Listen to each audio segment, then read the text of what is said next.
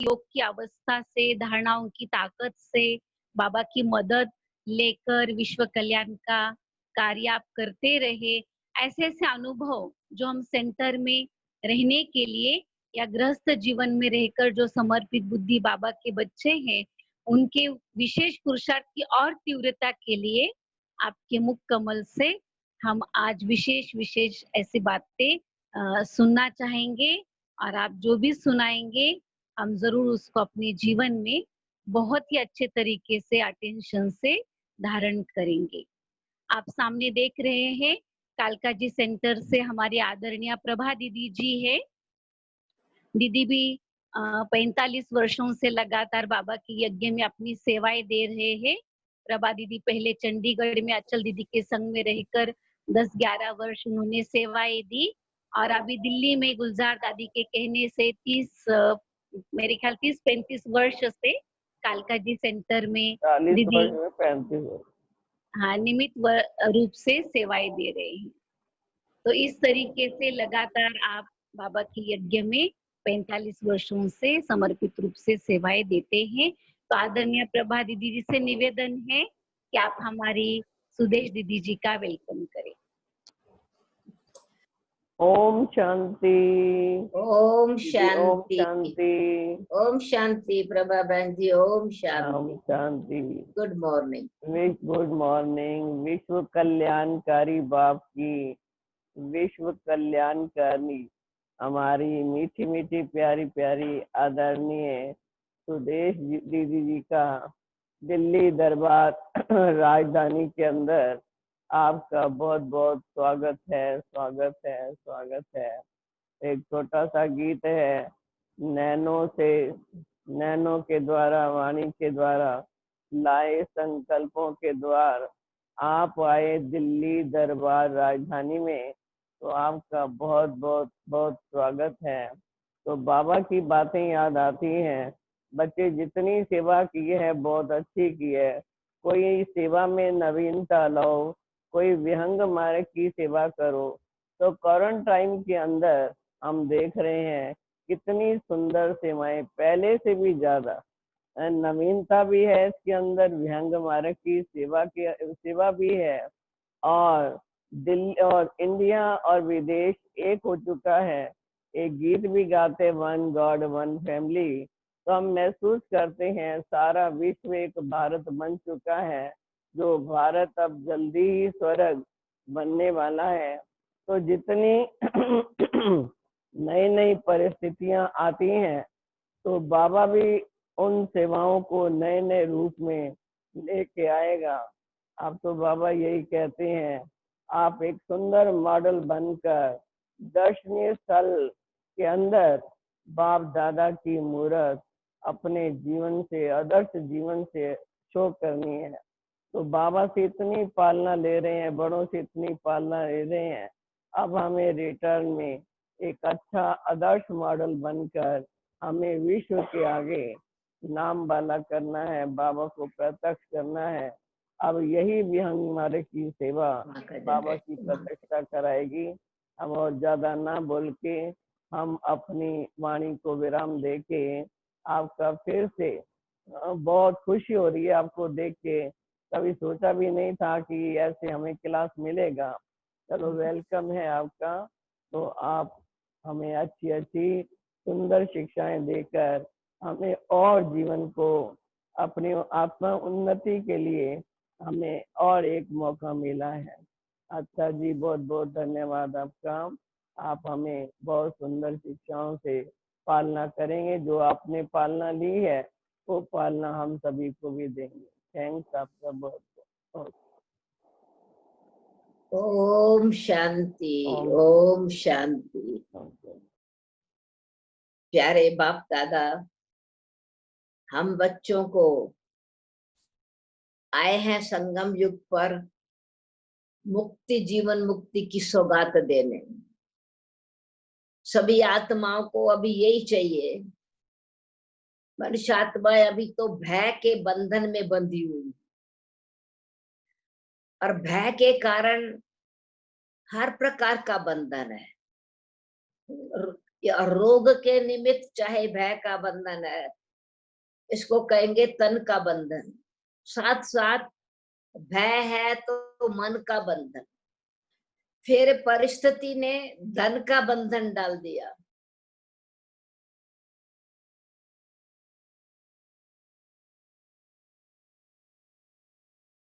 ये प्रकृति का सूक्ष्म अणु है,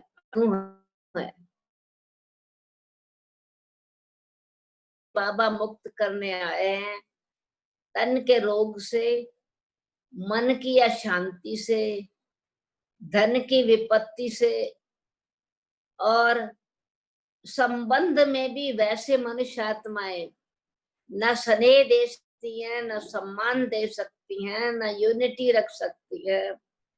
तो फोर्स से समय बता रहा है सहयोग की जरूरत है, सम्मान की जरूरत है, स्वीकृति की जरूरत है, एक्सेप्टेंस की जरूरत है, फ्लेक्सिबिलिटी की जरूरत है।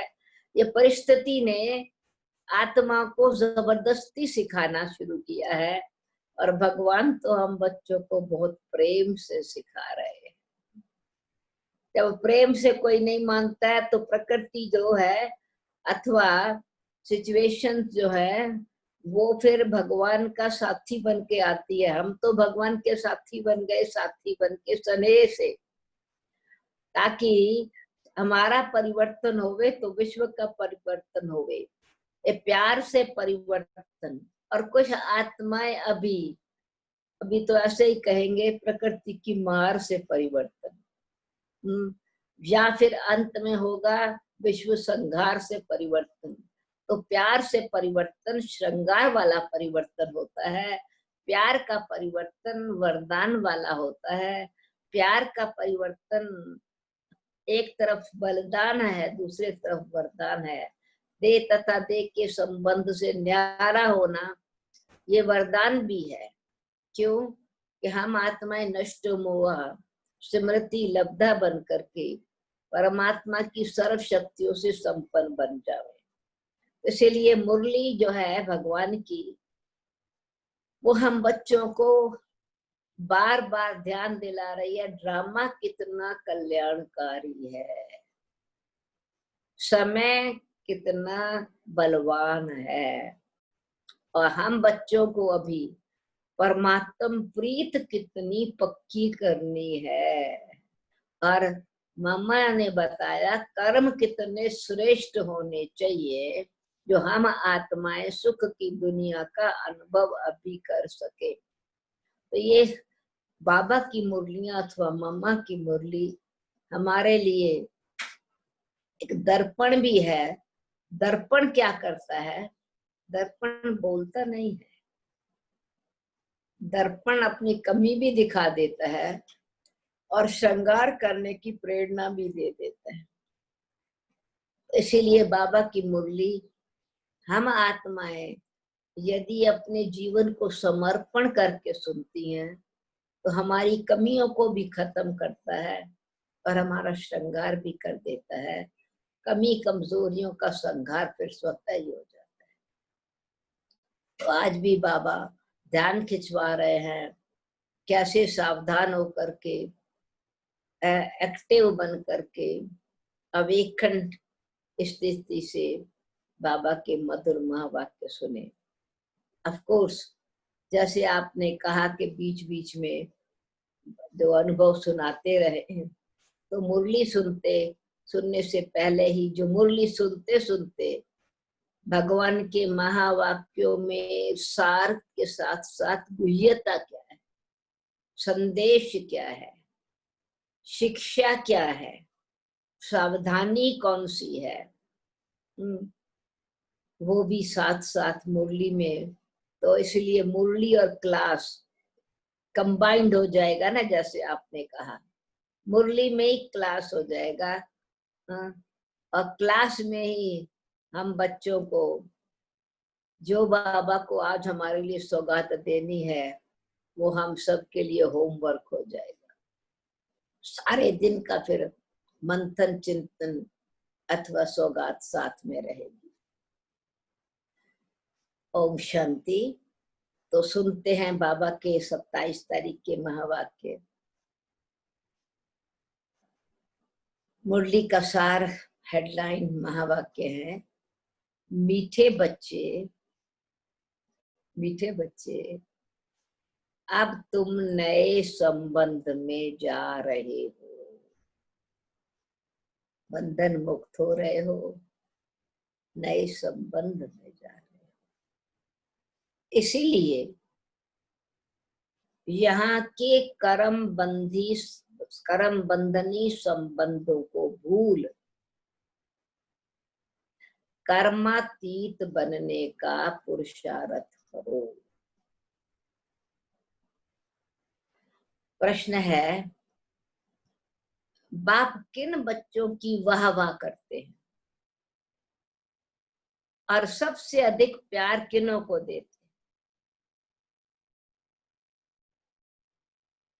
आज की मुरली के अनुसार उत्तर है, बाबा गरीब बच्चों की वाह वाह करते हैं। वाह गरीबी वाह, आराम से 2 रोटी खानी है, हबच अथवा लालच नहीं रखना है, क्योंकि जितना जितना हम आत्माएं संतुष्ट मणि होकर के परमात्मा के प्यार में भोजन बनाते हैं, प्यार में अर्पण करते हैं, उसमें इतनी शक्ति भर जाती है जो संतुष्टि रहती है। इसलिए प्रसाद इतना थोड़ा सा लेके भी मनुष्य आत्मा संतुष्ट हो जाती है। लोभ नहीं रहता प्यार में, भोग में लोभ की बात नहीं होती। भोग मिलता है, समझते सबको बांट के खावे, बाकी चीजें होंगी, लोभ होगा समझेगा मेरे पास ज्यादा आवे, इतना फर्क है। इसलिए भोग बना के खाते हैं, प्रसाद बना करके खाते हैं, तो लालच नहीं रहेगा, परंतु संतुष्टि और शक्ति भरी रहेगी उसमें। गरीब बच्चे बाप को प्यार से याद करते हैं। बाबा अनपढ़े बच्चों को देख खुश होते हैं, क्योंकि उन्हें जो भी भक्ति मार्ग में बहुत कुछ पढ़ा लिखा, या हमारी लौकिक पढ़ाई में भी जब वो बहुत पढ़ा तो अहम आ जाता है अथवा जिद आती है अपनी बात को सिद्ध करने की। और भक्ति की चीजें बहुत पढ़ी हैं तो भी भूलने का नहीं रहता, फलानी में ये कहा, इस शास्त्र में ये बात है, तो भगवान की बातों से कंपेयर करने लगते हैं। इसलिए बुद्धि जो है वो विघन डालती है बहुत पढ़ा हुआ हो तो बाबा कहते हैं इस बात में गरीबी अच्छी और अनपढ़ बहुत अच्छे। तो अभी पढ़े हुओं को भी हम नया जन्म हो गया तो पुराना तो भूल जाएगा ना, तो अनपढ़ बढ़ने का तरीका क्या है? फिर से बच्चा बन जाओ। और अगर फिर से बच्चा बन गए तो बाबा जो पढ़ा रहे हैं वो हम शौक से पढ़ेंगे। फिर से बच्चा बन गए तो फिर अच्छी ध्यान से प्यार से सीखेंगे, फिर कंपेयर नहीं करेंगे, पहले तो ऐसा था वैसे है, नहीं, नई बात सीख रहे हैं, विश्वास से पढ़ेंगे। तो ब्रह्मा माँ जो पढ़ा रही है, शिक्षक बन के बाप जो हमको पढ़ा रहे हैं, तो छोटे बच्चे को जो माँ सिखाती है बड़ा विश्वास होता है, फिर जो टीचर सिखाती है तो और भी विश्वास होता है। तो ऐसे परमात्मा के साथ हम बच्चों का इतना सुंदर संबंध जुट जाता है, जो हम नए जन्म लेकर के बाप टीचर शत्रु के संबंध से जो सीखते हैं तो फिर ऑटोमेटिकली पुराना सब भूलता जाता है। अच्छा, तो बाबा कहते हैं बाप अनपढ़े बच्चों को देख खुश होते हैं, क्योंकि उन्हें पढ़े हुए भूलने की मेहनत नहीं करनी। तो हम भी परमात्मा जो पढ़ा रहा है, जीते जी मर जाए तो अनपढ़े बन जाए, सीखने की भावना अच्छी रहेगी। ओम शांति। अब बाप बच्चों के प्रति रोज रोज बाप को बच्चों के प्रति रोज रोज बोलने की दरकार नहीं रहती। किस बात की बोलने की दरकार नहीं रहती? ओम शांति कहने की जरूरत नहीं है। क्यों? बाबा ने हम बच्चों को ये पढ़ा दिया है, रोज दरकार नहीं रहती कि अपने को आत्मा समझो, आत्माभिमानी बन अथवा देही अभिमानी भव। देही अभिमानी, आत्मा अभिमानी, अब अक्षर तो वही है। तो मैं आत्मा इस देह से न्यारी हूँ, इस देह की मालिक हूँ और देह से न्यारी हूँ। तो इस हिसाब से क्या होगा कि आत्मा की जो क्वालिटीज है वो स्वाभाविक मालिकपन से काम करेंगे। इसलिए अभिमान जो पॉजिटिव रूप में है कि अभी हम मान जावे, निश्चय कर लेवे कि हम आत्मा है। जैसे जो कमी कमजोरी होती है, अज्ञानता का अभिमान होता है, जो माना हुआ है ना बस वही मुझे मानना है। और अभिमानी व्यक्ति क्या कहता है? दूसरे को भी कहता है मान, अभी मेरी बात मान, अभिमान है। और ये आत्मा अभिमानी भाव, ये आत्मा तू मान ले, तू जान ले, तो अपने आप को पहचान ले, तो अपने आप को निश्चय कर ले कि मैं शरीर नहीं हूँ, मैं शरीर से न्यारी आत्मा हूँ। तो आत्माभिमानी अभी समझो, जानो, समझो शरीर से मैं अलग हूँ और मानो। ऐसा जैसा मान के चलते हैं ना, जो बुद्धि में बात मान ली वो स्वाभाविक रीति से करते हैं। तो इसीलिए आत्म अभिमानी अथवा देही अभिमानी, चाहे शब्द वही है पर भाव और गहरा अथवा क्लियर है। सोल कॉन्शियस, मैं आत्मा कॉन्शियस हूँ कि मैं आत्मा हूँ। तो आत्मा की क्वालिटी था कॉन्शियस। तो मुझे आत्मा की, जैसे देह अभिमानी अपनी पढ़ाई की कॉन्शियस, पोजीशन की कॉन्शियस, अथॉरिटी की कॉन्शियस, रिश्ते की कॉन्शियस, उसी हिसाब से चलता है। तो जो आत्म कॉन्शियस है, सोल कॉन्शियस है, तो जो परमात्मा प्रॉपर्टी है मेरी, परमात्मा की प्रॉपर्टी मेरी की कौन सी है? परमात्मा ज्ञान के सागर है, शांति के सागर है, प्रेम आनंद पवित्रता के सागर है। तो परमात्मा की प्रॉपर्टी मेरी प्रॉपर्टी है। और मैं कितनी सौभाग्यशाली आत्मा, परमात्मा का वारिस बच्चा हूँ, और मैं इस देह से न्यारा हूँ, तभी परमात्मा का प्यारा हूँ। तो ये मान करके चलने में स्वाभाविक रीति से बॉडी लेस हो जाएंगे, अशरीरी। तो ओम शांति। अशरीरी आत्मा, आत्माभिमानी, देही अभिमानी। तो ये बाबा कहते हैं, बाबा फिर बच्चों को शब्द वही हैं, पर जैसे पढ़ाई पढ़ते जाते हैं तो पढ़ाई ऊंची होती जाती है, गहरी होती जाती है, शब्द वही होते हैं। फिर जितना जितना आगे बढ़ते हैं वो लिटरेचर बन जाता है। तो हम भी पढ़ाई वही पढ़ रहे हैं, पर बाबा गहराई साथ साथ बताते चले जा रहे हैं। अक्षर तो वही है, आत्माभिमानी भव अथवा देह अभिमानी भव। तो बाप कहते हैं अपने को आत्मा समझो। आत्मा ने ही 84 जन्मों का पार्ट बजाया है।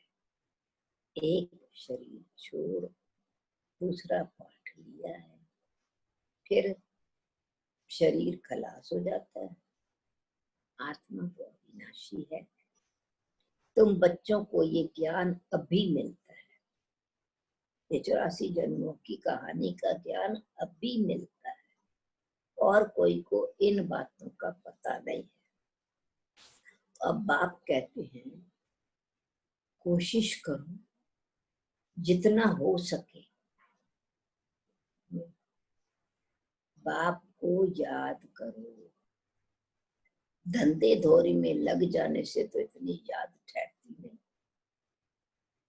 मधुबन में है तो बहुत सुंदर चांस है। अब अभी भी हमको बाबा ने ड्रामा ने इतना सुंदर चांस दिया कि घर घर को मधुबन बना दिया, समय भी दे दिया और साथ साथ सुविधाएं भी पढ़ाई पढ़ने की ड्रामा ने अथवा विज्ञान के साधनों ने बना दी। धंधे दौरी में लग जाने से इतनी याद ठहरती नहीं। गृहस्थ व्यवहार में रह के कमल फूल समान पवित्र बनना है, फिर जितना हो सके मुझे याद करो। ऐसे नहीं कि हमको कोई निष्ठा में अथवा योग में बिठाना अथवा बैठना है, बैठ के ही याद करना है। नहीं, पहले ये शब्द निष्ठा बोलते थे, जैसे भक्ति मार्ग में भाई निष्ठा में बैठना है, ध्यान में बैठना है, तपस्या में बैठना है। तो बाबा कहते हैं वो फिर क्या है कि शब्द था निष्ठा, निष्ठा निश्चय करके बैठना है कि मैं शरीर में ऐसे न्यारी आत्मा हूँ, परंतु निष्ठा बोलते थे। इसलिए बाबा ने फिर उसको कह दिया कि याद अक्षर ज्यादा अच्छा है, क्योंकि बैठने नहीं, चलते फिरते उठते बैठते याद में रह सकते। इसलिए निष्ठा अक्षर भी रॉन्ग है, वास्तव में है याद। कहाँ भी बैठो बाप को याद करो। माया के तूफान तो बहुत आएंगे, कोई को क्या याद आएगा, कोई को क्या याद आएगा। यानी व्यर्थ चिंतन, पास्ट की स्मृति, मन की परिस्थिति के तूफान या बाहर के तूफान तो बहुत आएंगे। कोई को क्या याद आएगा, कोई को क्या याद आएगा। तूफान आएंगे जरूर, फिर उस समय उनको मिटाना पड़ता है कि ना आए। यहाँ बैठे बैठे भी माया तंग करती रहेगी। यही तो युद्ध है कि तूफान आए ही नहीं, वो इतना ताकत वाला बनना है। आए तो उनको हटा देना है। तो कोई भी बात व्यर्थ चिंतन में आई तो प्रभु चिंतन कोई ना कोई बाबा की बातों को ध्यान में रखेगी। इसलिए बाबा कहता है जितना हल्के होंगे उतने बंधन। तो यहाँ बैठे बैठे भी माया तंग करेगी, यही तो युद्ध है। इसलिए वो जो पुरानी बातों को अंदर हमने बंधन में बांध के हमको रखा है अथवा हमने स्टोर करके रखा है, उससे हम मुक्त होते जाएंगे। तो जितने हल्के होते जाएंगे उतने बंधन कम होते जाएंगे। पहली बात तो ये है कि आत्मा आत्मिक रूप में तो निर्बंधन है। जब जन्म लेती है तो माँ बाप में बुद्धि जाती है, फिर स्त्री को अडॉप्ट करते हैं तो वहां संबंध में तो वहां बुद्धि जाएगी। जो चीज सामने नहीं थी वो सामने आ जाती है। फिर बच्चे पैदा हुए तो उनकी याद बढ़ेगी। तो जब अब तो तुमको सबको, सबकी याद को, सबको भूल जाना है, एक बाप को ही याद करना है। अच्छा, तो इसमें मम्मा फिर कहती थी कि ये भी एक युक्ति है बाबा की, कि याद करने का सहज तरीका फिर है कि बाबा के साथ ही सर्व संबंध जोड़ लेने। संबंधियों की याद आती है ना, माँ बाप को बच्चों की याद आती, बच्चों को माँ बाप की याद आती, स्त्री को वाइफ की याद आती, या हस्बैंड को वाइफ की याद आती, या फिर धंधा याद आता। तो याद क्या आता है? जिसके साथ संबंध जुटा होता है। तो बाबा ही मेरा संसार है। मेरा तो एक शिव बाबा, दूसरा न कोई। तो सर्व संबंध बाबा से जोड़ते हैं तो याद सहज हो जाती है। याद का आधार संबंध है और संबंध का आधार प्यार है और प्यार का आधार है लेन और देन। एक तरफ का प्यार नहीं होता है, प्यार माना दोनों तरफ का लेन और देन, व्यवहार, कम्युनिकेशन। अगर आपस में कम्युनिकेशन नहीं है तो याद जो है तो कहेंगे रिश्ता ठीक नहीं है ना।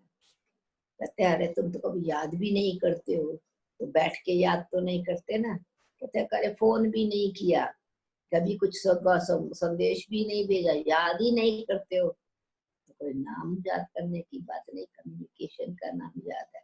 तो बाबा कहते हैं मैं जो सुनाता हूँ, मैं तो इतनी बातें तुम बच्चों को सुनाता हूँ, तो मेरे को याद करो, मेरे से बात करो, मैंने जो सुनाया उसका विचार करो, तो याद हो गया। संबंध से याद आती है, इसीलिए बाबा कहते हैं बाकी संबंधों को भूल जाना है और बाप को ही याद करना है। इसीलिए बाप की महिमा है। त्वमेव माता पिता त्वमेव त्वमेव बंधु सखा त्वमेव, ये सारे संबंध हमारे बाबा के साथ है। तुम्हारा माता पिता आदि सब कुछ वही है, उन्हीं को ही याद करो, वह तुमको भविष्य के लिए सब कुछ नया देते हैं। तो नए संबंध में ले आते हैं। तो क्या शिक्षा मिली? जो मम्मा ने सिखाया वो आज फिर बाबा याद करा रहे हैं कि संबंध से याद होती है, इसलिए बाबा के साथ संबंध जोड़ो। बार बार बाबा 3 संबंध पक्का कराते हैं, परंतु जन्म सिद्ध अधिकार लेना है तो खाली बाप टीचर सतगुरु नहीं। हमारा ब्राह्मण जन्म है तो ब्रह्मा माँ है, ब्रह्मा द्वारा बाबा ने हमको जन्म दिया है, तो माता पिता के रूप में जन्म याद रहेगा, ब्राह्मण जन्म याद रहेगा, तो अधिकार भी याद रहेगा, और अधिकार है तो कर्तव्य भी याद रहेगा। तो इसीलिए सर्व संबंध बाबा से रखो, वह तुमको भविष्य के लिए सब कुछ नया देते हैं, नए संबंध में ले आते हैं। संबंध तो फिर वहां भी होगा, फिर सतयुग में संबंध होगा, पर कैसा संबंध होगा? वह बंधन नहीं होता है। यहाँ संबंध बंधन बन गया है, कर्म बंधन, और वहां संबंध बंधन नहीं है, क्योंकि जहाँ बंधन होता है वहां दुख होता है। यहाँ संबंध कर्मों के हिसाब किताब से, आपसी एक दो के कर्मों के हिसाब किताब से कर्म बंधन है, और बंधन वाले स्वप्न को, सो कहते हैं ना, जो बंधन जो है वो तो स्वप्न में भी सुख का अनुभव नहीं करने देता। पराधीन स्वप्न ही सुख नहीं, अधीनता तो स्वप्न में भी सुखी नहीं बनने देती। बंधन बंधन दुख देता है, तो सतयुग में संबंध है और सुख का संबंध है, क्योंकि आपस में कर्म बंधन नहीं है। हम श्रेष्ठ इंडिविजुअल श्रेष्ठ कर्म करके परमात्मा के साथ संबंध जोड़ के कर्मातीत बन करके गए हैं, तो वह आपसी कर्मों का लेन देन कुछ नहीं है। हर एक आत्मा इंडिपेंडेंट परमात्मा से प्रारब्ध लेकर के जाती है, इसलिए वो संबंध नया संबंध होता है और स्वतंत्र संबंध है। इसलिए सतयुग को कहा जाता है जीवन मुक्ति। जीवन में रह के मुक्त है, संबंध में रहते न्यारा है। तो सब कुछ बाबा नया देते हैं और नए संबंध में ले आते हैं। नया संबंध तो वहां भी होगा। फिर एक और बात आज बाबा बता रहे हैं कि यहाँ तक भी हम जब ये शरीर भी जो है ना, हम में से बहुत तो ऐसे भी होंगे जो शरीर सहित सतयुग में एंट्री करेंगे, कोई प्रलय तो नहीं हो जाती है। यही शरीर प्रकृति भी सतो प्रधान बन जावे, अंग अंग शीतल और शुद्ध बन जावे, इसी को कहते हैं फरिश्ता शुद्ध देवता बन जावे। हमारा रिश्ता भी हमारे शरीर से बदल जाए। मेरा शरीर मेरा नहीं, ये भी ट्रस्टी, ये भी समर्पण। मैं गृहस्थी होके नहीं रहूं, मैं शरीर में रहते हुए, जरूरी नहीं कि बाल बच्चे वाला हूं तो गृहस्थी हूं, नहीं, ये ग्रह है, शरीर जो है घर है, इस घर में मैं रहने वाला आत्मिक स्वरूप में स्थित हूँ, तो गृहस्थी होके नहीं पर ट्रस्टी होके रहने वाली आत्मा, कमल फूल समान रहने वाली आत्मा। तो कमल का फूल कीचड़ में, ये शरीर कीचड़ है, 90% 80% इसमें पानी है और बाकी मिट्टी है। तो मैं उसमें शरीर में रहते हुए भी शरीर से न्यारा होकर रहने का अभ्यास अभी करूं, फरिश्ते स्वरूप में अभी रहूं और श्रेष्ठ कर्म क्या का अकाउंट खाता मम्मा ने जैसे कहा बिल्कुल जमा करके रखूं। बाबा ने कहा दुआओं का खाता, सेवा सब और श्रेष्ठ पुरुषार्थ का खाता, श्रेष्ठ कर्मों का खाता है। तो मेरा वो जो बाबा ने खाते का हिसाब किताब बताया और मम्मा ने भी खाते का हिसाब किताब बताया, तो मेरा 100% खाता है। तो फिर इसी शरीर में रहते हुए हम यहाँ ही अपने अकाउंट को शरीर सहित जो जाएंगे। क्यों? ये सतयुग बेबी से नहीं शुरू होता। ऐसे नहीं कि सारे प्रलय हो जाएगी और सारे बच्चे बच्चे पैदा होंगे, ऐसे तो नहीं होगा। अब माता पिता है, नई राजधानी होगी, श्री कृष्ण जन्म लेगा तो खेलेगा किन के साथ? दास दासियां श्री कृष्ण जितनी उम्र वाली तो नहीं होंगी ना, ऐसे तो नहीं पीछे जन्म लेंगी, जरूर पहले होगी। राज दरबार सजाने वाले, महल सजाने वाले, सब प्रकार के सुविधाओं को देखने वाले पहले से ही होंगे ना। इसका मतलब शरीर सहित जाएंगे तो कोई कर्म का हिसाब किताब दे करके नहीं जाएंगे। श्रेष्ठ कर्मों की प्रारब्ध इसी जन्म का फल होगा। इसीलिए बाबा ने एक मुरली में कहा था कि ये ब्राह्मण जन्म में, ब्राह्मण परिवार में जन्म लेते हो, पहला जन्म, तो फिर वहां वन वन वन में जाते हो। ये पहला जन्म है और वो फिर नंबर 1 जन्म है, तो फिर 111 वाला जन्म है। तो 84 जन्मों में इस जन्म का कई प्रारब्ध हमारी कंटिन्यू चलती है, तो प्रलय नहीं होती है। और अब भी जो है तो कौन कौन जाते हैं शरीर से? जिसको बाबा ने कहा एडवांस पार्टी नाम दिया है। तो अब भी जो कर्म, श्रेष्ठ कर्म का पूंजी इकट्ठी करके गए हैं, फिर बाकी जो अकाउंट नया सृष्टि के साथ और आत्माओं के साथ ईश्वरीय सेवा के कार्य निमित्त नई दुनिया बनाने का जो अकाउंट है, वो आपसी अकाउंट नहीं है, वो सर्व न्यूट्रल अकाउंट है, सर्व के सुख का अकाउंट है। तो वो जाएंगे, अच्छे घरों में लेंगे, अच्छे संस्कारों वालों के पास जन्म लेंगे, कर्म बिल्कुल न्यूट्रल होकर करेंगे। संबंधी जरूरी नहीं कि संबंधी बनेंगे, संबंध आपस में शरीर का नहीं होगा, संबंध आपस में श्रेष्ठ प्लानिंग का, कर्तव्य का, विश्व कल्याण का, दुनिया के सुख साधनों को तैयार करने का होगा। इसलिए आपसी कोई कर्म बंधन का हिसाब किताब नहीं रहता, वो जीवन मुक्त रहते हैं। इस पॉइंट पे क्लास लंबा हो गया बीच में। तो संबंध तो वहां भी होगा ना, ऐसे तो नहीं कोई प्रलय हो जाती है। तुम एक शरीर छोड़ करके दूसरा लेते हो। जो बहुत अच्छे अच्छे हैं वो जरूर ऊंचे कुल में जन्म लेंगे। तुम पढ़ते ही हो भविष्य की जन्म के लिए। पढ़ाई पूरी हुई और प्रारब्ध शुरू होगी। स्कूल में पढ़ करके ट्रांसफर होते हैं ना, तो तुम भी ट्रांसफर होने वाले हो ना। तो पहले कहाँ जाएंगे? मेजॉरिटी आत्मा के तो पहले जाएंगे शांति धाम, फिर सुख धाम में। इस छिछी दुनिया से छूट जाएंगे। इसका नाम ही है नर्क। इस कलयुगी दुनिया का नाम है नर्क। सतयुग को कहा जाता है स्वर्ग। यहाँ मनुष्य कितने घोर अंधेरे में है। धनवान जो हैं वो समझते हैं हमारे लिए तो यहाँ ही स्वर्ग है। स्वर्ग होता ही है नई दुनिया में, ये पुरानी दुनिया तो विनाश होनी है। कर्मातीत अवस्था वाले जो आत्माएं कर्मातीत अवस्था को प्राप्त कर लेंगी, कर्मातीत अवस्था वाले वो होंगे जो होंगे वो धर्मराजपुरी में सजाएं थोड़ी भोगेंगे। कर्मातीत यहाँ ही प्राप्त किया तो सजाएं भोगने की जरूरत नहीं रहेगी। कर्मों का हिसाब किताब यहाँ किया और शरीर भी जो जन्म लिया फिर सतयुग में आएंगे तो गर्भ महल होगा। यानी गर्भ, माँ की गर्भ में भी कोई कर्मों का हिसाब किताब नहीं है। तो गर्भ महामहल रहता है, दुख की बात नहीं रहती। यहाँ तो गर्भ जेल है जो सजाएं खाते रहते हैं। तुम कितनी बारी स्वर्गवासी बनते हो, ये सारा चक्कर याद करो।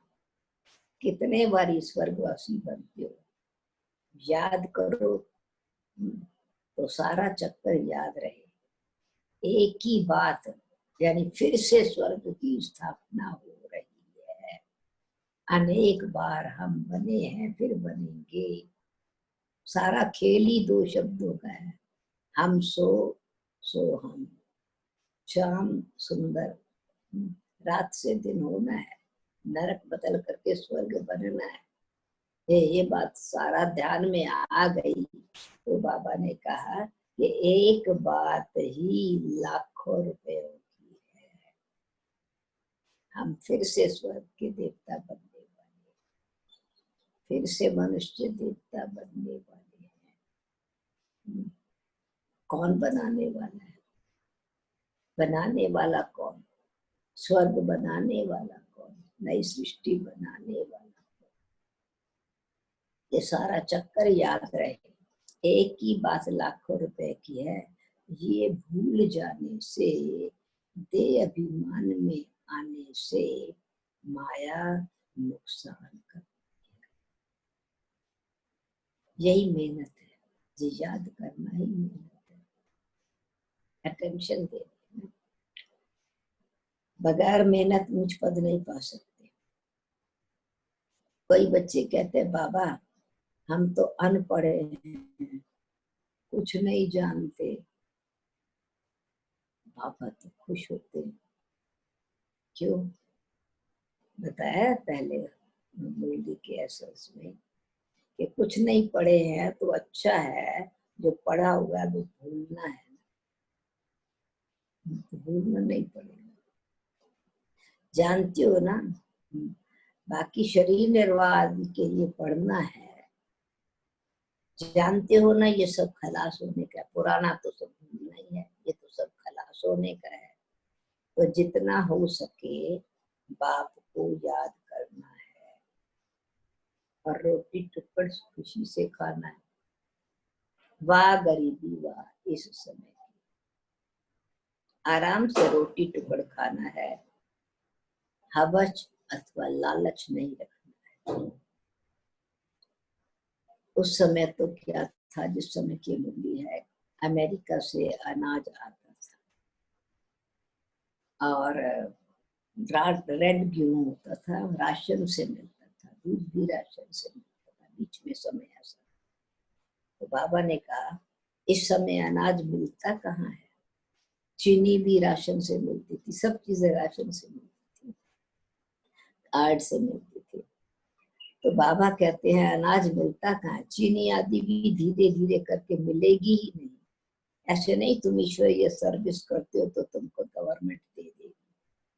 मैं तो कुछ भी नहीं जानते। हाँ, बच्चों को कहा जाता है कि गवर्नमेंट को समझाओ, यानी ऑफिसर्स की भी सेवा करो।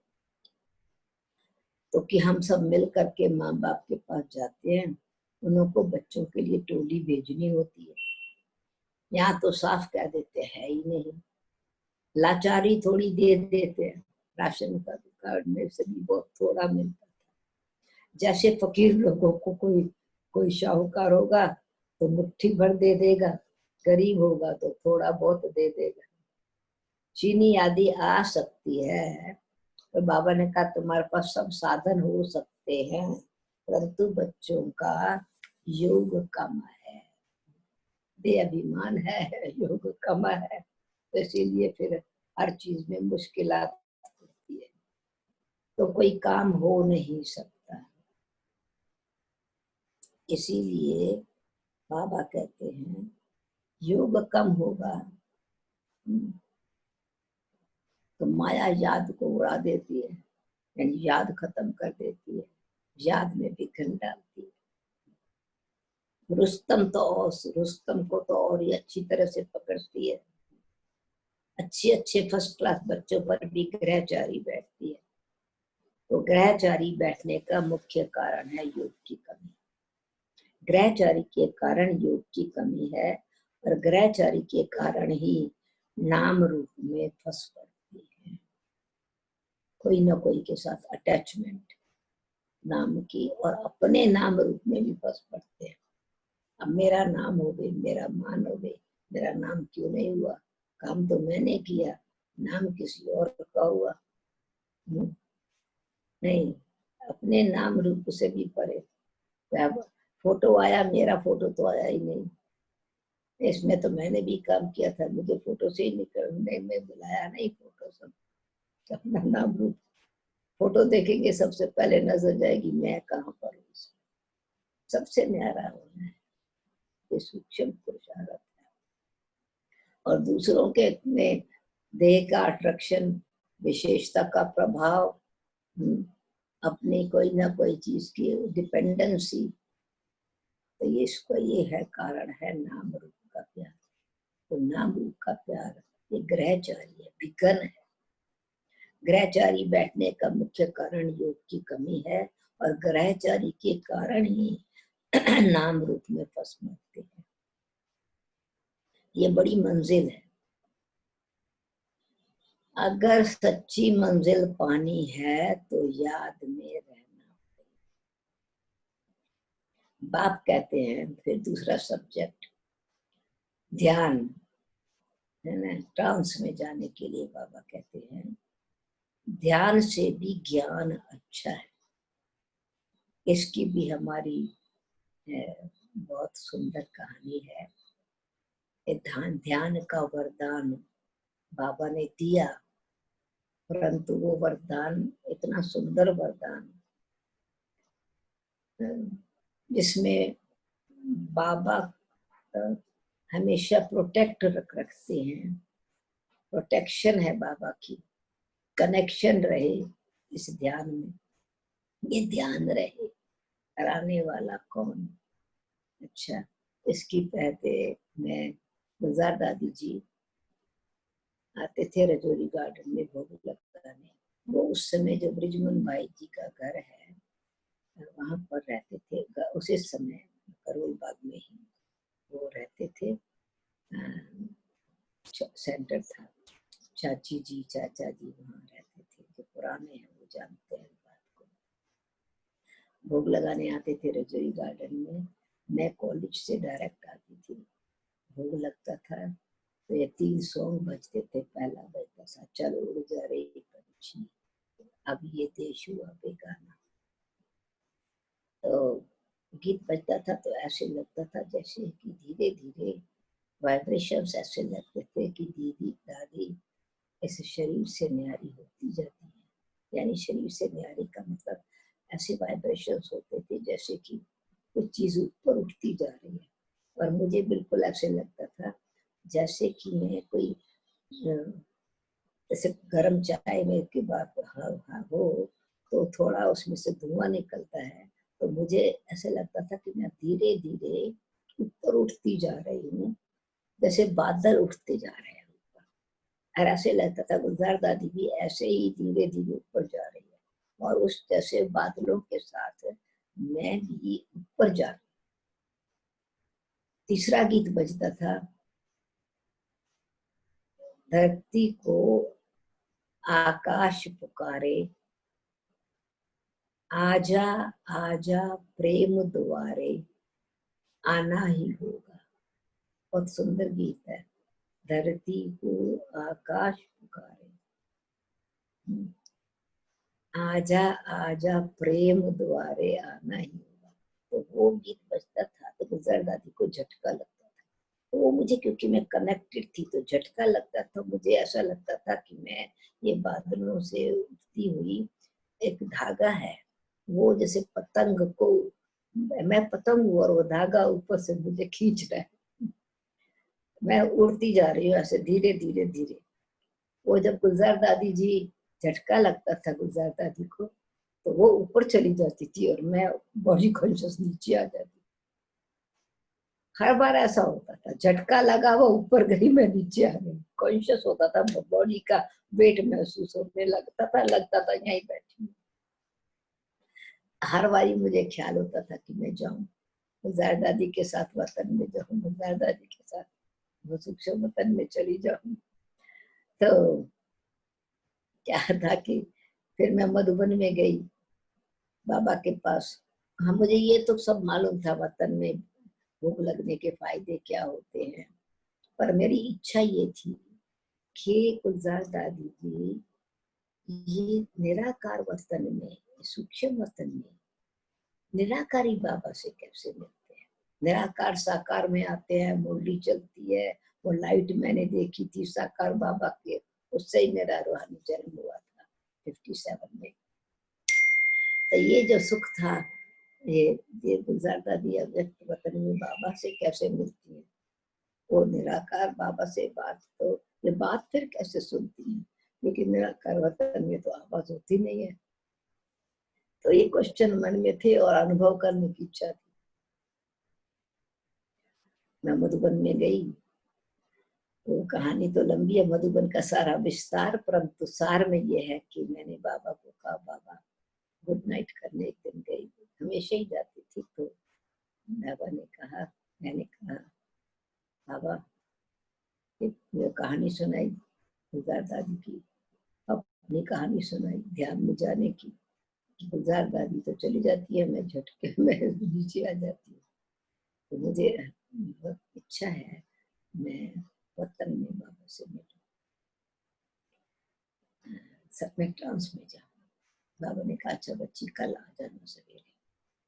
मैं दूसरे दिन सवेरे, सारी रात तो इतनी एक्साइटमेंट थी, मैं बार बार उठती थी, बार बार बीच में एक एक घंटे के बाद उठती थी। सवेरा हो गया, 5 बजे जाना है। अमृत वेला तो वैसे ही उठते ही थे। तो मैं बाबा के पास, बाबा के कमरे में बैठी, बाबा के कमरे बिल्कुल बाबा की सेम, छोटा ही कमरा था, अभी तो कमरा बहुत बड़ा, 3 गुना बड़ा है। तो बाबा के मैट्रेस के एक साइड में, बाबा दूसरे साइड पर में।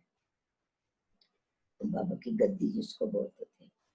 तो बैठते ही ऐसा लगा जैसे कि कमरे का एटमॉस्फेयर ही चेंज हो गया है, ऐसे गोल्डन रेड लाइट, जैसे सूर्य चढ़ रहा है।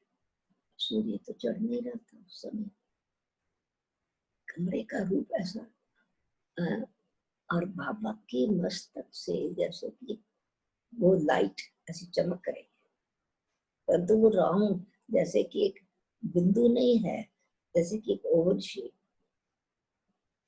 अभी जैसे कि हम अपने चित्र में दिखाते हैं। और बाबा के नैनों में इतना प्यार, इतनी दृष्टि सुंदर और पावरफुल थी, तो जैसे मैग्नेट खींच रहा है, तो मुझे वो दृष्टि ऐसे खींच रही है अपनी तरफ। और अब भी मुझे झटका लगा और मुझे ऐसे लगा मैं बाबा के नैनों में जाके बैठ गई, मैं बिंदु वहां बाबा के नैनों में। और उस समय की फीलिंग, मैं आत्मा, अच्छा बाबा ये है, मैं आपके नैनों का नूर हूँ, मैं आपके नैनों का सितारा हूँ। जैसे छोटा बच्चा माँ की गोद में प्यार से अपना रूप देखता है, तो मुझे वो प्यार भी, शक्ति भी और अपना स्वरूप दिखाई पड़ रहा था। ऐसी फीलिंग बिल्कुल यही थी कि मैं यहाँ देख रही हूँ, इसका मतलब मैं यहाँ भी हूँ, और वो अपने स्वरूप को भी देख रही, जैसे दर्पण में देखते हैं। बाबा ने बहुत प्यार से दृष्टि दी। फिर बाबा ने कहा बच्ची वतन तुम्हारे पास आ जाएगा, वतन में तुम बाबा से मिलोगी तो वतन यहाँ आ जाएगा। और वो तब ध्यान में जाने की जरूरत नहीं है बच्ची, तुम ध्यान में जाने वाली जेंस नहीं हो, वतन तुम्हारे पास आ जाएगा। और उस समय की फीलिंग, और जो बाबा की दृष्टि, जो अनुभव है, ये दृष्टि का अनुभव, बाबा की दृष्टि का अनुभव सबको अनुभव होगा। तो वतन यहाँ आ जाएगा, बाबा का दृष्टि का अनुभव होगा। तो अभी समझ में आता है कि बाबा, वतनवासी बाबा जब भी आते हैं तो वतन यहाँ साकार में आता है। और हम भी बाबा की याद में जब बैठते हैं तो बाबा वतनवासी बाबा जैसे हमारे सामने है, या हमारे आगे बैठे है, हमारे पीछे बैठे है, हम बाबा के नैनों में बैठे हैं। और वो दृष्टि में, जैसे बाबा दृष्टि दे रहे हैं, हम ले रहे हैं। और मैं कई बार ऐसे देखती हूँ, मैं देख रही हूँ बाबा कैसे दृष्टि दे रहे हैं। तो जो दृष्टि का सुख हमको मिला, उस दृष्टि का सुख अन्य आत्माओं को मिलेगा, ये देख देख हर्षित होते हैं। तो बाबा की दृष्टि सबको मिलेगी, ये प्रैक्टिकल में बाबा से मिलन होगा। ये अभी देख के तो बाबा ने कहा ध्यान में जाने की जरूरत नहीं, वतन यहाँ आ जाए। इस दृष्टि जो तुमको अनुभव हो, अन्य आत्माओं को वैसे दृष्टि से दृष्टि का अनुभव हो, बाबा का अनुभव होगा, वतन का अनुभव होगा। शक्ति, परमात्मा प्यार, एटमॉस्फेयर, अशरीरीपन का अनुभव, जैसे लाइट का ही स्वरूप, माइट का ही स्वरूप।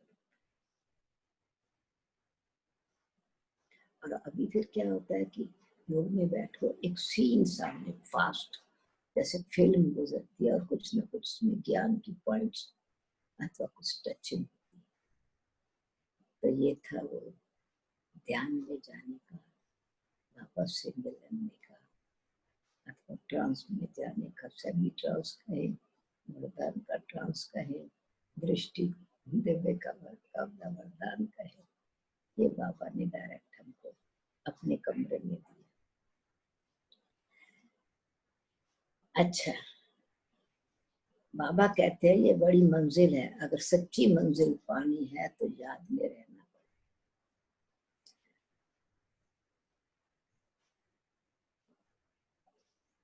बाप कहते हैं ध्यान से भी ज्ञान अच्छा है, ज्ञान से याद अच्छी है।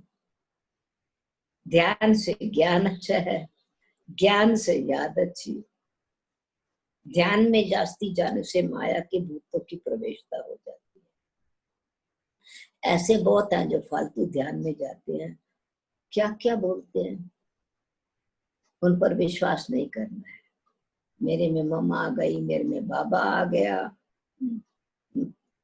ये सब अनेक प्रकार के, आजकल तो बहुत प्रकार के इस प्रकार के बाबा मम्मा के खेल वाले, ध्यान में जाने वाले खेल खेलते हैं, आपका प्रवेशता हो जाती है।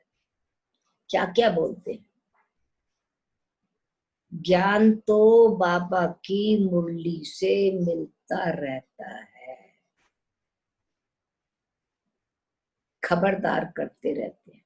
तो बाबा मुरली से सावधान भी करते रहते हैं, ज्ञान भी देते रहते हैं, शिक्षा भी देते रहते हैं, सावधान भी करते हैं।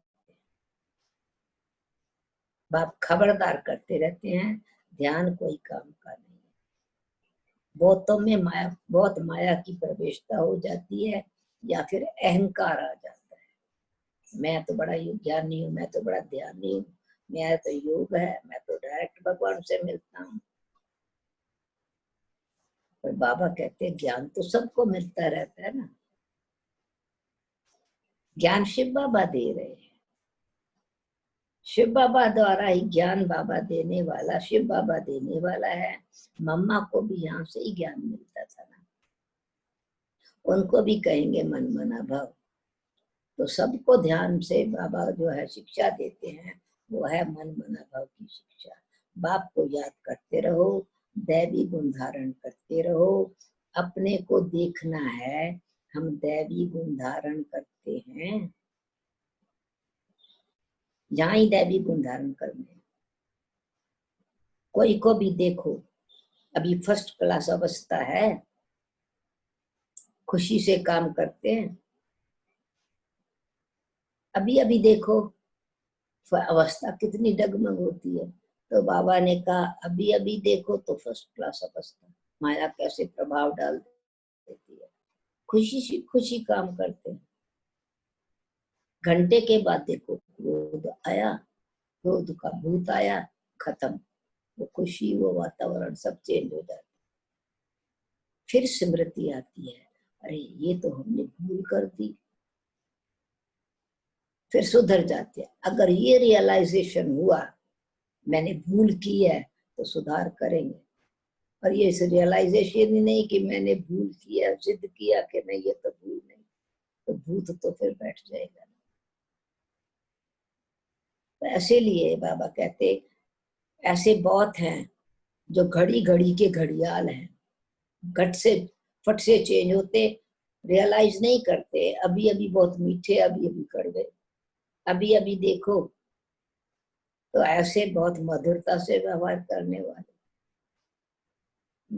ऐसे बच्चे जो मधुरता से व्यवहार करने वाले, ऐसे बच्चों पर तो बाप कहेंगे मैं कुर्बान जाऊं।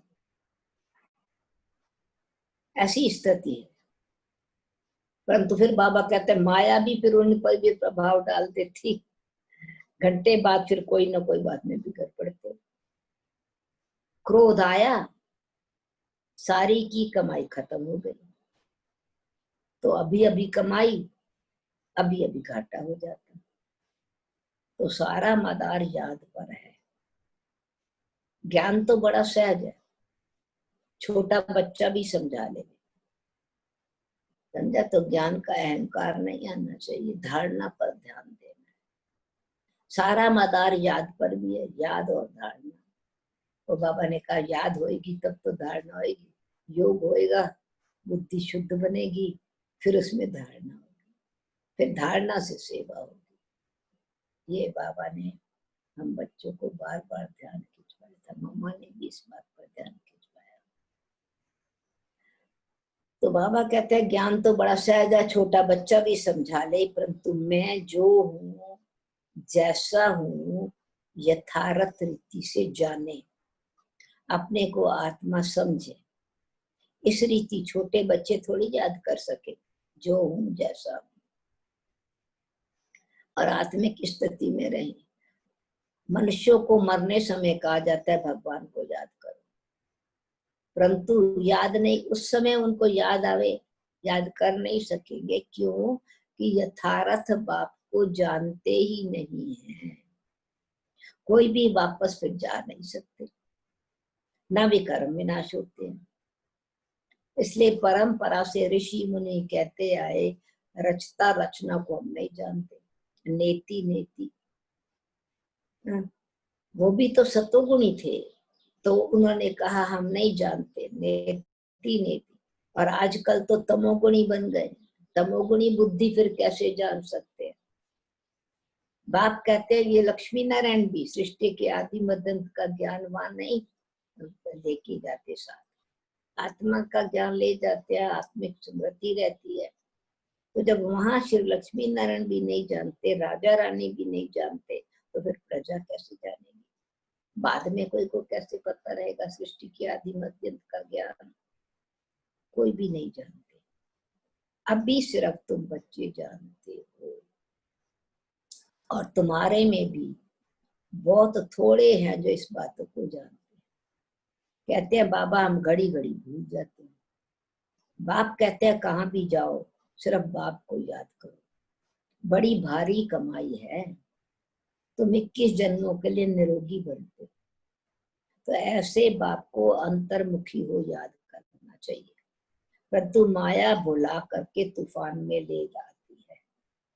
इसमें अंतर्मुख हो विचार सागर मंथन करना है। विचार सागर मंथन करने की बात अभी की है। यह है पुरुषोत्तम बनने का संगम युग, ये भी वंडर है। तुम बच्चों ने देखा है, एक ही घर में तुम कहते हो हम संगम युगी, और हाफ पार्टनर व बच्चा आदि वो कलयुग में है, वो अभी पुरानी दुनिया में ही है। कितना फर्क है। ये बड़ी महीन बात बाप समझाते हैं। घर में घर एक है, परिवार एक ही है, बुद्धि योग की बात है, निश्चय की बात है, लगन की बात है, संस्कार स्वभाव की बात है। तो कैसे स्वर्ग में संगम युग से हम कलयुग से निकल सतयुग में कैसे जाते हैं, उसके लिए किन बातों की धारणा चाहिए। ये बड़ी महीन बात बाप समझाते हैं।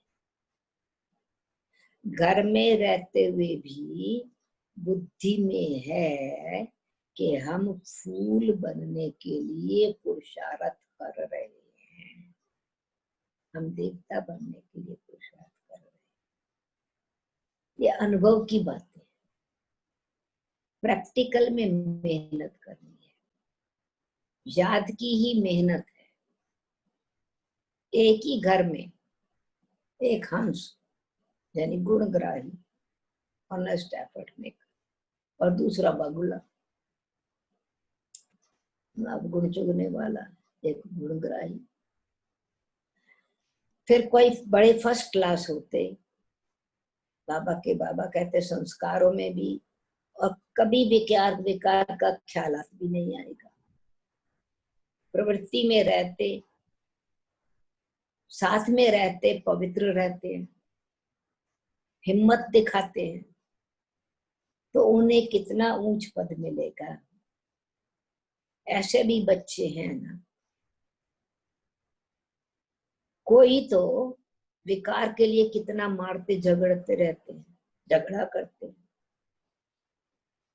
तो बाबा कहते हैं ये संस्कार, व्यवहार की बात, विचार की बात है। हमको बनना क्या है, कौन सी क्या हम पढ़ाई पढ़ रहे हैं, हमारे संकल्प, हमारी वृत्ति, हमारी दृष्टि, हमारा व्यवहार, संस्कार। देवता बनना है तो कैसा होना चाहिए? अवस्था वो होनी चाहिए, वृत्ति दृष्टि अवस्था कैसी होनी चाहिए? अवस्था ऐसी होनी चाहिए जो संकल्प में भी अपवित्र बनने का ख्याल ना आए। संकल्प में भी नहीं, कि संकल्प से ही वृत्ति बनती है, वृत्ति से संकल्प होते हैं। संस्कारों के आधार तो बदलना है, कर्म भी बदलना है, संकल्प भी बदलना है, विचार भी बदलना है। बुद्धि योग बाबा से रहे। बाप हर प्रकार से राय देते रहते। तुम जानते हो श्री की श्रीमत से हम श्री लक्ष्मी श्री नारायण बनते हैं, तो सामने क्या रहे, स्मृति क्या रहे? तो सारी बात का आधार फिर स्मृति, वृत्ति, दृष्टि, संकल्प, स्वभाव, व्यवहार। श्री लक्ष्मी जैसा नारायण जैसा बनते हैं तो श्री माना ही श्रेष्ठ ना। सतयुग में है नंबर 1 श्रेष्ठ, त्रेता में 2 डिग्री कम हो जाती है। ये ज्ञान तुम बच्चों को अभी मिलता है। अभी बाबा ध्यान खिंचवाते हैं कि एक्टिव होकर के कैसे बैठना है, अलर्ट होकर के बैठना है, रतन चुगने हैं। अब ईश्वरीय सभा का कायदा है, जिन्हें ज्ञान रत्नों का कदर है तो कदर है तो नेचुरल ही है। बाबा से मोती चुग रहे हैं हंस बन करके, तो जागरूक अवस्था होगी, आप एक अटेंटिव होंगे। तो बाबा ने कहा था चलो थकावट के कारण भी उबासी आती है, परंतु व्यर्थ चिंतन चल रहा होता है तो भी उबासी आती है। तो कदर है, बाबा कहते ईश्वरीय सभा का कायदा है, जिन्हें ज्ञान रत्नों का कदर है कभी उबासी आदि नहीं लेते, थकावट नहीं आती, उन्हें आगे आगे बैठना चाहिए। ऐसा जो बाबा से सावधान होकर के एक्टिव होकर के बैठे। कोई बच्चे बाप के सामने बैठे भी झुटका खाते रहते हैं, उबासी देते रहते हैं। तो फिर वातावरण ठीक रहे, बाबा कहते हैं बैठे हैं, ऐसे तो नहीं कहते बाबा उठ के चले जाओ और फिर पीछे बैठो, ताकि जो है फिर वातावरण को भी बना के रखो। फिर उठेंगे थोड़ा तो एक्टिव भी हो जाएंगे, जागरूक भी हो जाएंगे, अटेंशन जाएगा तो चेंज हो जाएगा। ये ईश्वरीय सभा है बच्चों की, परंतु कई ब्राह्मणियां ऐसे को भी ले आती हैं। तो बाप से धन मिलता है, ये बाबा की मुरली वर्षन्स हैं, ये हीरे मोती हैं, धन मिलता है ऐसे वर्षन्स, बाप से धन मिलता है लाखों रुपयों का। तुम जानते हो ये ज्ञान संगम युग पर ही मिलता है। तुम कहते हो बाबा हम फिर से आए हैं बेहद के बाप का वर्षा लेने। तो मीठे मीठे बच्चों को बाबा बार बार समझाते हैं ये छीछी दुनिया है, तुम्हारा बेहद का वैराग्य है। बाप कहते हैं इस दुनिया में तुम जो कुछ देखते हो वो कल होगा ही नहीं। ये मंदिर वगैरह भी नहीं रहेंगे, नाम निशान भी नहीं रहेगा। वहां सतयुग में स्वर्ग में उन लोग को पुरानी चीज देखने की दरकार नहीं होगी। यहाँ तो पुरानी चीज का कितना मूल्य है, खास करके विदेशी एंटीक चीजों को बहुत ध्यान से, बहुत प्यार से और महंगी चीज समझ के खरीदते हैं। वास्तव में कोई चीज का मूल्य नहीं है सिवाय एक बाप के। बाप कहते हैं मैं ना आऊं तो तुमको राजाई कैसे मिले, किससे राजाई लो। जिनको मालूम है वही आकर बाप से वर्षा लेते हैं। इसलिए कहा जाता है कोटों में कोई, कोई में भी कोई। तो संशय की बात नहीं, संशय नहीं आना चाहिए, कोई भी बात में संशय नहीं आना चाहिए। ये भोग आदि भी रस्म रिवाज है। बाबा ने कहा इसमें भी सिर्फ क्या है, ये बाबा सिखाते हैं भोग का, यानी बाबा इस भोग लगाने की रस्म में भी रहस्य है। ये शिक्षा है बाबा हमको देते हैं। इसी रीति से स्वच्छता, सफाई से, बहुत प्यार से सफाई करके घर की सब कमरों की चीजों की, बुधवार के दिन सारे घर की सफाई कितनी अच्छी तरह से, भोग लगना है। स्वच्छता, बाजार में जाएंगे चीज लेंगे, बाबा के लिए भोग लेके आना है, बाबा के लिए भोग लेके आना है। कर्म योग, कर्म करते कर्म योगी, स्वच्छता से कर्म योगी, कर्म संबंध बाबा से जोड़ते हैं। बाबा के लिए भोग बनाना है, प्यार से भोग बनाएंगे। भोग बनाने वाले का भाग्य, भोग लाने वाले का भाग्य, यज्ञ में भोग के लिए देने वाले का कर्म का श्रेष्ठ हिसाब किताब, अकाउंट बाबा के साथ। तो ये एक विधि है भोग लगाने से योग के संबंध को पक्का करने का। और फिर जो भोग लेके आते हैं, भोग बाबा के यज्ञ में बनाया, कर्म बाबा के प्यार में बनाया, जिन्होंने खाया मन शुद्ध हुआ, शक्ति मिली। फिर जो है ये भी है कि ये भोग के निमित्त जो बाबा के यज्ञ में देते हैं, तो यज्ञ में रहने वाले ट्रस्टी हैं, सेंटर पर रहने वाली बहनें को नहीं देते, बाबा के यज्ञ में देते हैं। तो बहन का भोग नहीं, भोग मिला तो बहन ये नहीं कहे कि मैं अपना भोग देती हूँ, भगवान का भोग है, बाबा का भोग दे रहे हैं, अपना कुछ नहीं दे रहे हैं। भगवान के घर से सबको भोग मिलता है।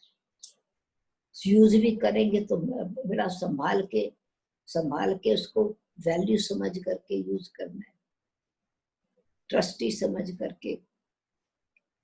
तो फिर एक परिवार भी है, मिल करके खाते हैं, गैदरिंग भी हो जाती है, फंक्शन की तरह हो जाता है, फेस्टिविटी है। तो ये एक भोग की रस्म में रहस्य समाया है, हम कई सारी बातें सीखते हैं। बाबा कहते हैं इसमें कोई ये नहीं है कि वो ध्यान में गई, साक्षात्कार में कुछ लेकर के आई। बाबा कहते थे ये जब मधुबन में भोग लगता था तो संदेशी बीच में बिठाते थे, बाबा दृष्टि देते थे तो भोग हो जाती थी, जो भी भोग लगाती थी। फिर मुरली चल रही होती थी तो बाबा कहते थे देखो बच्ची, तुम जो रत्न अभी मिल रहे हैं तुमको, ये तो खेल पाल करके आ जाएगी, स्वर्ग के नजारे देख के आ जाएगी, बाबा को भोग लगा के आ जाएगी। तुम तो कितने रत्न मिल रहे हैं, कमाई तो तुम्हारी हो रही है, ये ड्यूटी बजा रही है, तुम कमाई कर रहे हो, उसको भी मिलेगा बल फल। परंतु उस समय बहुत चेकिंग होती थी, बुद्धि जो है इतनी अलर्ट रहे कि बाबा से ठीक कैच कर सके। अभी तो अपना मत भी कभी कभी बुद्धि इतनी पावन शुद्ध होवे जो हर इशारे को बाबा के वतन के इशारे को समझ सके। तो इसीलिए बाबा कहते हैं कि इसीलिए भोग का रस्म रिवाज है, यज्ञ के साथ संबंध रहे। क्यों कि ये और शुद्ध भोजन बन खाएं, मिल करके खाएं, वातावरण भी शुद्ध रहे, तो वो अलग बात है, बाकी उसका ज्ञान योग से ताल्लुक नहीं। इसमें ज्ञान और योग का कोई कनेक्शन नहीं, और कोई बात से तुम्हारा ताल्लुक नहीं। सिर्फ दो बातें हैं, अल्लाह फॉर बे, अल्लाह अल्लाह बे बादशाही। अल्लाह भगवान को कहा जाता है। उंगली से भी इशारा करते हैं ना, आत्मा इशारा करती है ना। बाप कहते हैं भक्ति मार्ग में तुम मुझे याद करती हो, तुम सब मेरे आशिक हो, ये भी जानते हो बाबा कलप कलप आकर सब मनुष्य मात्र को दुखों से छुड़ाए सुख शांति देते हैं। तब बाबा ने कहा था सिर्फ ये बोर्ड पर लिख दो कि विश्व में शांति बेहद का बाप कैसे स्थापन कर रहे हैं, आकर के समझो। 1 सेकंड में विश्व का मालिक 21 जन्मों के लिए बनना है, 21 जन्मों का मालिक बनना है, तो आकर के समझो। समझा? घर में कोई बोर्ड लगा दो, 3 पैर पृथ्वी पर तुम बड़े से बड़े हॉस्पिटल अथवा यूनिवर्सिटी खोल सकते हो। याद से 21 जन्मों के लिए निरोगी और पढ़ाई से स्वर्ग की बादशाही मिल सकती है। याद से 21 जन्मों के लिए हेल्दी और स्वर्ग की बादशाही मिल सकती है। हेल्थ, वेल्थ और हैप्पीनेस का बाबा ने कहा ना, 3 वरदान देता हूँ, सौगात देता हूँ। प्रजा भी कहेगी हम स्वर्ग के मालिक हैं। आज मनुष्यों को लज्जा आती है क्योंकि नरकवासी है। खुद कहते हैं हमारा बाप स्वर्गवासी हुआ, तो खुद कहाँ है? खुद नरक में थे, नरक में है ना। जब मरेंगे तो स्वर्ग में जाएंगे, इसका मतलब नरक में बैठे हैं। कितनी सहज बात है समझने की कि सृष्टि स्वर्ग नहीं है। अच्छा काम करने के लिए खास कहते हैं ये बहुत महादानी था, ये स्वर्ग गया, परंतु स्वर्ग है ही नहीं, अभी तो जाएगा, कोई जाता नहीं है। हाँ, नाटक जब पूरा होता है, अभी जब स्वर्ग बनता है तो स्वर्ग में पुरुषार्थ करने वाले जाते हैं। अभी क्या है, अभी नाटक पूरा होने का समय है। तो जैसे नाटक पूरा होता है तो सभी एक्टर्स स्टेज पर उपस्थित हो जाते हैं। तो ये भी जैसे कि अभी आत्माएं सारी स्टेज पर नियरली सब उपस्थित हैं। ये लड़ाई भी तब लगेगी जब सभी एक्टर यहाँ आ जाएंगे, फिर लौटेंगे। ये वन वे ट्रैफिक है। करीब करीब सभी आत्मा यहाँ आई हैं, पहुंच जाए तो बाकी आत्मा को फिर घर जाने का गेट खोले। तो बाबा कहते हैं सब आत्माएं वापस घर जाएंगी, फिर लौटेंगे। शिव की बारात कहते हैं ना, तो बाकी सब आत्माएं बाकी भी जो है वो उतर के, अभी तो सब आत्माएं और भी इसी बीच में तो आ गई ना परम धाम से। शिव बाबा के साथ सब आत्माएं जाएंगी। मूल बात है 84 जन्म पूरे हुए, अब इस पुरानी जुत्ती को यानी पुराने शरीर को, चमड़ी को छोड़ना है, इसलिए जुत्ती कहते हैं पुराना शरीर। जैसे सर्प पुरानी खल छोड़ के नई लेते, तुम नई खल नया शरीर सतयुग में लेंगे। श्री कृष्ण कितना खूबसूरत है, कितनी उनमें कशिश है, फर्स्ट क्लास शरीर है श्री कृष्ण का। ऐसे हम लेंगे, इसलिए श्याम सुंदर बोलते हैं हमको, अथवा मनमोहन बोलते हैं, आकर्षित आकर्षण बोलते हैं, आकर्षण करने वाले। कहते हैं ना हम तो नारायण बनेंगे, ये तो सड़ी हुई चीची शरीर है, चीची खल है, ये हम छोड़ करके फिर जाएंगे नई दुनिया में। ये याद करते खुशी क्यों नहीं होगी? हम नर से नारायण बनते हैं। तो ब्रह्मा बाबा, ये चेहरा बाबा का, साकार बाबा का चेहरा देखने वाला होता था। मैं विष्णु बनूंगा, बच्ची मैं ये कल विष्णु बनूंगा।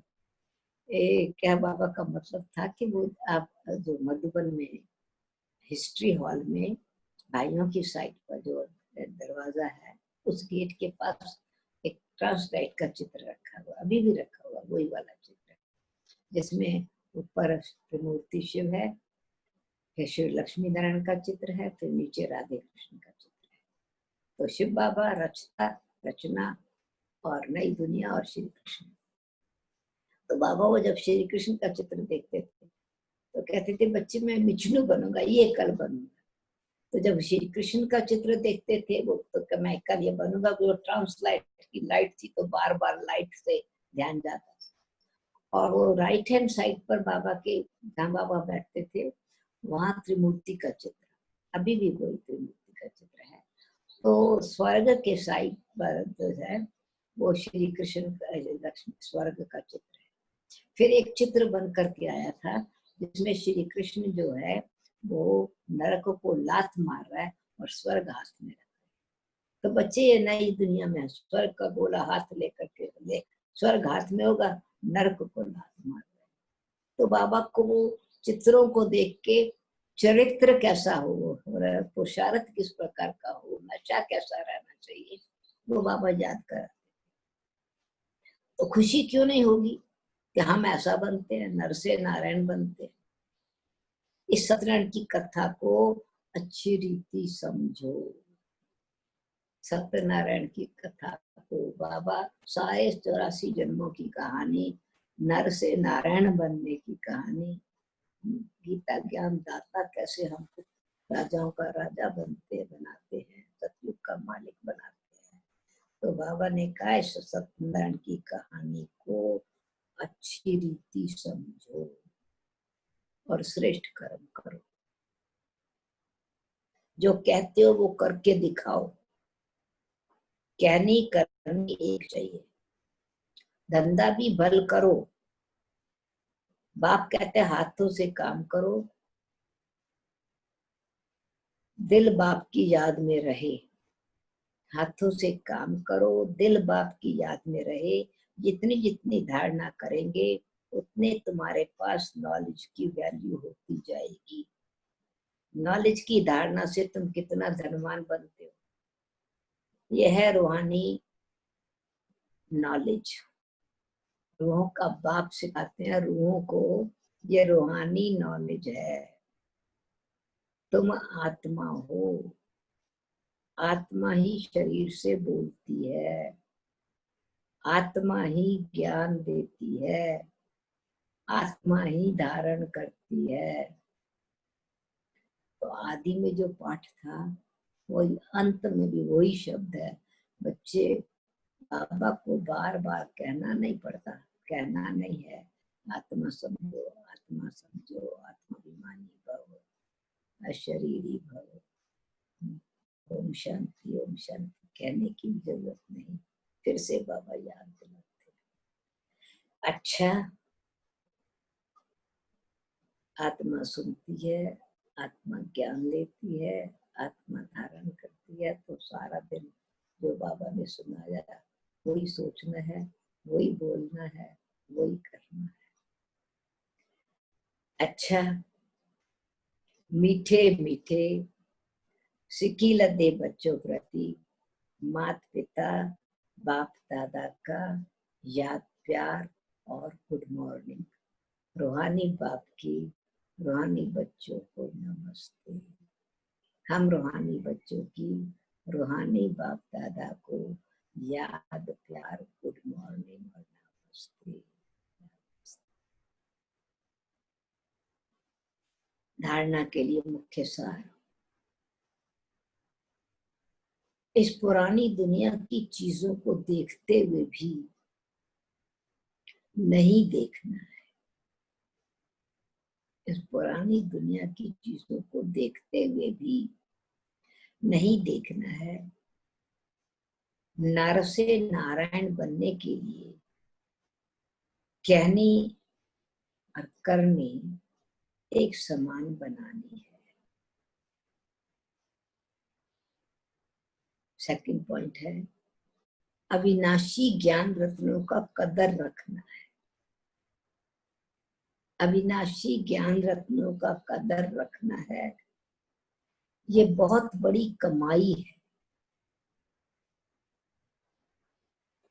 इसमें उबासी या झुटका नहीं आना चाहिए। कमाई करते समय सुस्ती नहीं आती है। नाम रूप की ग्रहचारी से बचने के लिए याद में रहने का पुरुषार्थ करना है। वरदान। साथी, बाबा मेरा साथी है और हम साक्षी हैं। साथी और साक्षीपन के अनुभव द्वारा सदा सफलता मूर्त भव।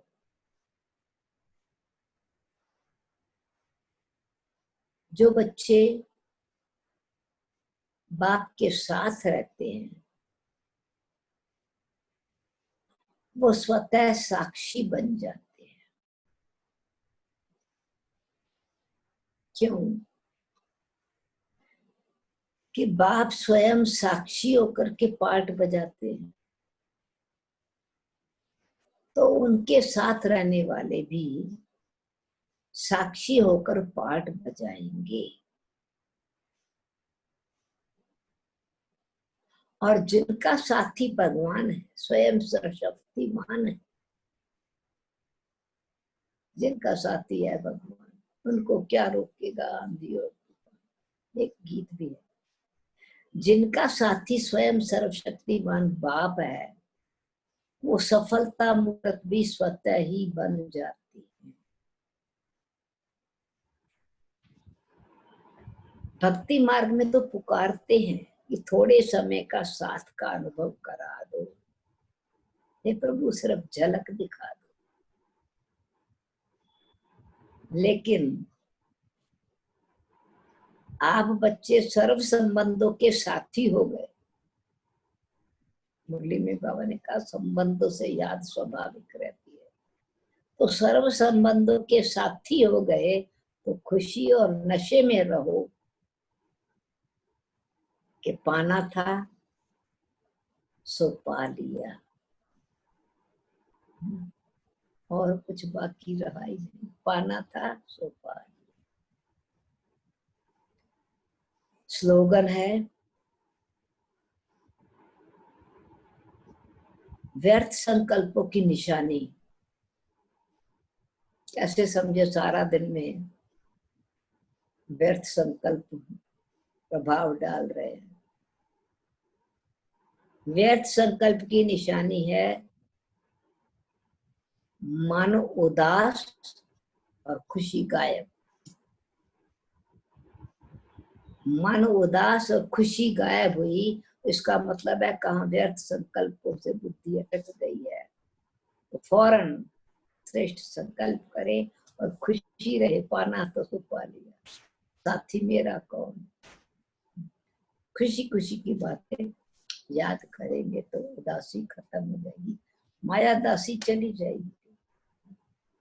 ओम शांति। तो स्लोगन व्यर्थ संकल्पों की निशानी मन उदास और खुशी गायब नहीं करनी है। खुशी खुश नसीब है हम। ओम ओम शांति। शांति। ओम शांति। थैंक यू दीदी जी। अभी मैं रिक्वेस्ट करूंगी संध्या दीदी को, आप दीदी जी को थैंक यू नोट देंगे प्लीज। ओम शांति। ओम शांति। हम सभी कालका जी के अलौकिक परिवार के तरफ से दीदी जी का तहे दिल से धन्यवाद करते हैं। और सुदेश का शब्दार्थ है सुंदर, मनोहर। तो मन को मुग्ध करने वाली वास्तव में आपकी वाणी आपके नाम को सार्थक बनाती है। तो दीदी जी आभार आपका तहे दिल से, जो ईश्वर के अल्फाजों को जीवंत रूप से रखकर हमें आज कृतार्थ किया। ज्ञान की फुलवारी के सुंदर फूलों का चयन कर इसकी खुशबू के द्वारा हमें भी सुगंधित किया। तो बाबा के एक एक महावाक्यों को मोती की तरह दिल में बड़े प्यार से पिरोते गए ताकि हम उसे चरितार्थ कर सकें। तो आपका पुनः तहे दिल से बहुत बहुत धन्यवाद करते हैं। और वह हमारी बड़ी दीदी आपको फूल दे रही हैं वेलकम का। साइंस के साधन के द्वारा हम आपको सुन पाए, देख पाए, आपकी दृष्टि ले पाए। तो दीदी जी आपका वेलकम कर रहे हैं और ये हम सभी के तरफ से आपका वेलकम है। इस वेलकम को स्वीकार करें। ये रूहानी स्नेह है हमारा आपके प्रति। ओम शांति। ओम शांति। ओम शांति। Thank you, thank you. मैं सुंदरी बहन को भी याद कर रही हूँ। आज तो अभी मालूम नहीं कि वो लाइन पर होगी, लंबी हो गई है मुरली, टाइम भी थोड़ा बाद में शुरू किया और अभी थोड़ा टाइम भी ऐसा ज्यादा टाइम लग गया मुरली में। आपने कहा बाबा की बातें भी सुनाओ, बाबा की कहानियां भी सुनाओ, साथ साथ मुरली के अनुभव भी सुनाओ। तो अनुभव क्लास इकट्ठा हुआ तो लंबा भी हो गया। अब मालूम नहीं कि अपनी सुंदरी दीदी जी सुन रही हैं या अपने पास, जहां भी होंगी बहुत बहुत याद देना। परंतु मैं आज फोन करूंगी सुंदरी बहन। दीदी जो कालका जी की प्रभा दीदी जो है वो आपको स्क्रीन पर दिख रही होंगी। हम क्लास हमें बहुत अच्छा लगा, हम बहुत भरपूर हुए। टाइम का तो हमें पता ही नहीं चला, हम अभी टाइम देख रहे हैं। हमें तो ऐसे लगा जैसे अभी ही शुरू हुआ और अभी ही खत्म हो गया। लग रहा था आपको सुनते ही रहे। भरपूर कर दिया दीदी जी आपने, आपका बहुत बहुत धन्यवाद है। दिल के समय के थैंक यू, थैंक दीदी यू। की आवाज आ रही है? हाँ आवाज आ रही है, मेरे को आपकी आवाज आ रही है और फूल भी स्वीकार हुआ। आप तो चेतन फूल हो, फूल आप भी फूल हो और फूलों के बगीचे में ही तो बैठी हो। सारे हाँ जी, हाँ जी। बाबा के फूल है। थैंक यू दीदी, thank you, thank you, thank you. बहुत बढ़िया क्लास कराया। ओम शांति। तुम बाबा को याद करो। 2 मिनट बाबा को याद कर। जरूर जरूर।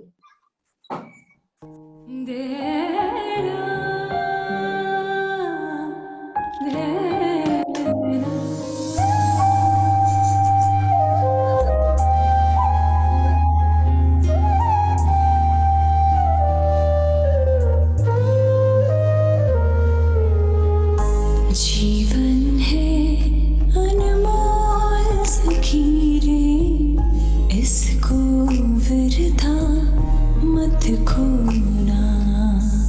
जीवन है अनमोल सखी रे, इसको वृथा मत खोना।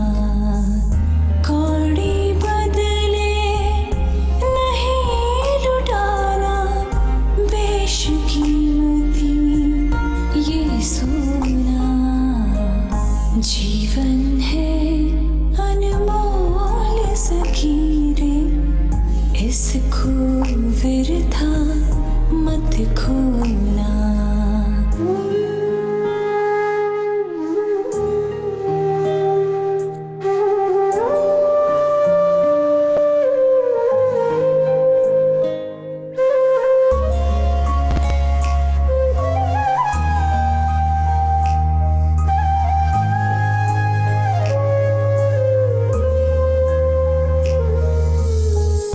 मन की आँखों से प्यारे प्रभु का दीदार करूं।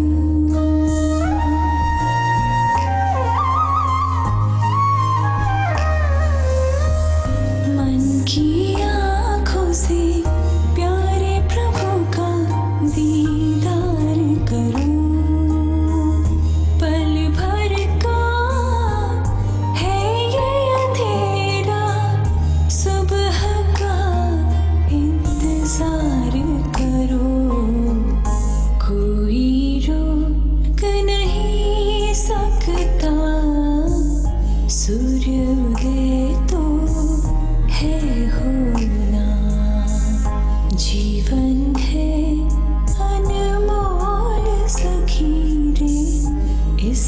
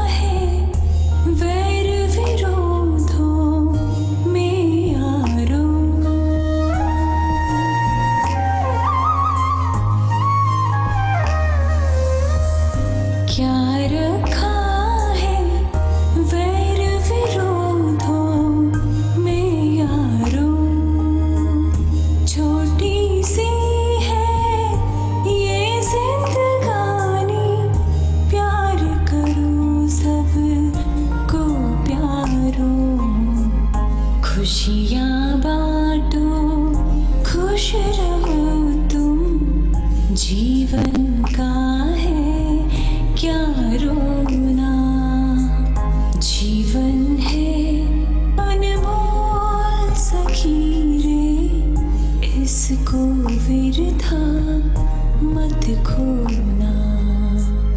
कौड़ी बदले नहीं लुटाना, बेशकीमती ये सोना, जीवन है अनमोल सखी रे, इसको वृथा मत खोना, इसको वृथा मत खोना।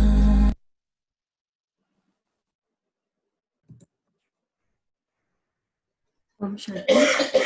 Thank you all of you for joining. Thank you Didi ji. Om Shanti. Thank you. ओम शांति, ओम शांति, ओम शांति। अब मैं बंद करती हूँ। Thank you.